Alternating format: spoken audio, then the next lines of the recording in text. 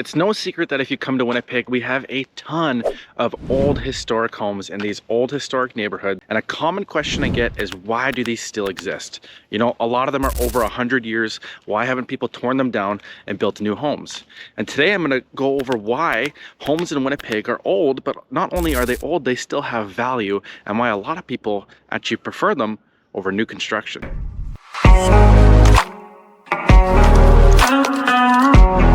So first of all, I just want to say welcome back. My name is Cody. I'm a realtor here in Winnipeg, and I would love to help you find your next place or sell your current one. And so the question is, why does Winnipeg have so many old homes? Well, this dates back to the early 1900s, when Winnipeg was actually speculated to become a huge economic hub. If you know anything about Winnipeg, they thought it would be the Canadian equivalent of Chicago. It was pretty central in the country. A lot of train routes were starting to become between here. Winnipeg, they thought it would be a good connection point between the west and the east and the south, because we have a highway that runs straight from here all the way down to Tulsa in Oklahoma in the US. And so because of that, homes started to blow up in the sense they were building a ton of them.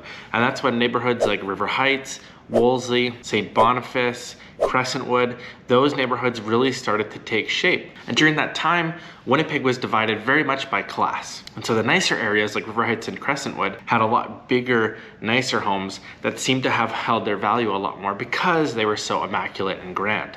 Now, in areas like St. Boniface, there was a lot more nice homes too, but that was the French part of town. And then areas like the West End and North End, that was where a lot of Ukrainian and German settlers really settled, and they didn't have quite as much money, and so their homes were a little bit smaller. And so through this, all these different homes have sort of a different style, and you can really tell when you go through the homes in these different character neighborhoods. I'm not gonna get into the different details of what different character homes look like, but that's why Winnipeg had so many different types of old homes and why so many still exist today. So let's talk value. And even with age, most of these homes actually not only hold their value, but they actually go up pretty good here in Winnipeg. And the reason being is these older homes are built in the more desirable areas. They have better schools, more historical urban landscapes, so lots of big trees, lots of great parks, and they're close to lots of amenities because Winnipeg isn't that big of a city. A lot of these central areas in the city, you can get to other parts of the city fairly easily. And so because of that, these neighborhoods are highly desirable. And on top of that, the people that grew up in these neighborhoods want to continue to live in them, which further increases the value of the entire area. And so because of that, these older homes hold their value, but also they really go up a lot. So let's address the elephant in the room. A lot of these homes are still standing. They're still capable to live in because they were built to last. When they were building these homes in the early 1900s, a lot of the time they would take, you know, custom wood, custom everything, and build a house. It wasn't so much like a house builder building all these rows of homes that were very similar. They were building custom builds for people, and they would sell it to those people. And because of that, it's better materials. That lifespan of the materials is significantly longer. Now, obviously, there's exceptions to that we'll talk about later in this video, such as cast iron plumbing and old knob and tube wiring. But when you move into these homes that have these older built to last materials, as long as it's been well taken care of, they generally are going to probably last the time that you're going to live in the house anyways. And this is where you can really appreciate that true craftsmanship. You're going to have thicker walls, you're going to have higher grade wood, you're probably going to have more kept for materials like oak hardwood floors and stuff like that you can really appreciate that you won't necessarily get in a newer home. Now, old homes aren't perfect, but when you add in the fact that they have most of the time good bones, they're in great areas, and they have that charm factor, you get this combination of potentially modern finishes like this awesome, like totally kitted out library in an old historic home that is very hard to come by, because if you tear this down and try and replicate this, it's gonna miss that charm and that authenticity, because you can't add the quirkiness. The quirkiness is what makes it unique, and that's what sometimes makes it valuable. And so to add on to that more, just because the house is old doesn't mean you can't add modern things like LED pot lights, even newer windows, stuff like that that's gonna improve your thermal leak and your heat loss and stuff like that. But the best part is when you add these newer touches, you get a better product from your house, but you don't remove the part that makes it feel like a home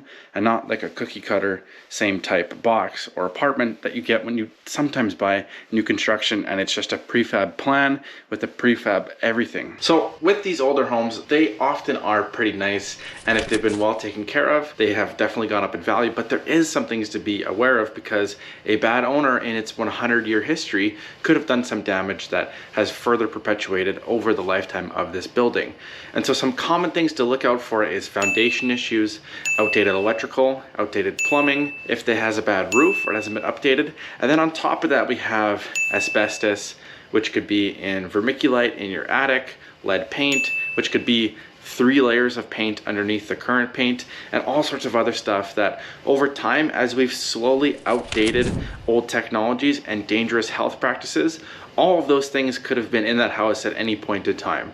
And so it's important that if you're buying one of these historic homes, you are well informed about all of the potential pitfalls and downfalls about what that house might have in its bones. Okay, and another thing I will add is that Winnipeg homes actually in some areas have a historical designation because they've preserved so well that many owners have actually been approached by the city or other historians who have actually got them to call what's called a heritage home, meaning you can't really change that much to the house. Now, most homes don't have this status. There are occasional few where either really affluent people or really memorable people used to live in, but the fact that these have occurred in some of these neighborhoods only increases or perpetuates the idea that these homes are worth something and valuable. I will say at some point, these home values will have to turn a corner, and it would make more financial sense to tear a lot of these down.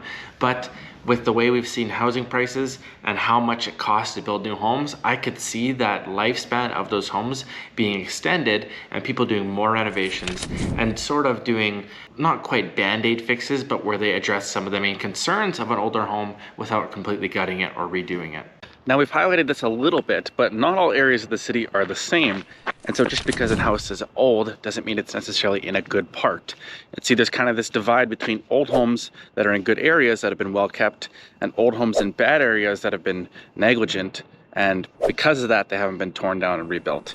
And so the area is really important. Like right now, I'm in a not so desirable area, but there is some examples of older homes that have been torn down and rebuilt. So yes, a lot of these homes can come with a lot more maintenance, and they require a lot more due diligence on your end when you're going through the different types of plumbing and electrical and all that stuff we talked about. But they do still hold their value, and we're not at that point where they're past their lifespan, especially if it's a house that has been updated over the years, or if it's been modernized. The banks do not have a problem lending on it. Insurance companies do not have a problem with it. And like I said, that day might come, and it might come sooner than a lot of people like, but it's not on the horizon for something that's going to happen very soon, at least for what we're seeing in the market right now. And so if you're interested in buying a character home, or if you hate everything I talked about in this video and you're still watching and you want to buy a brand new home, there are advantages to that too, and I would love to help you find your next place. So reach out and let's get you into that next home.